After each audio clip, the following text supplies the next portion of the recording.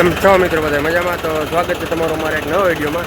તો આજે આપણે આવી ગયા 55 લાઈન કટિંગની ફૂકણી આપવા અને અયડા કંઈક કટિંગ કરી છે. અને આજ છે 80ની જારી આપણે છે અને તોય ભાટા પડી જાય છે. 72ની જારી મોરપગું એટલે મોરપગું મોટું છે ને એટલે ભાટા પડી જાય છે, વાંધો નથી આવતું. અને 55 હાલે છે અને કટિંગ કંઈક આવું કરે છે. જો સારું આમ તો કટિંગ આવે છે, કટિંગ હાલે છે. ને 55 હાલે આપણે 14 આરપીએમ હાલે, 14.5 જેવું આરપીએમ. આ કટિંગ થયા પછીનું કંઈક ખેતર જોઈ જાઉં.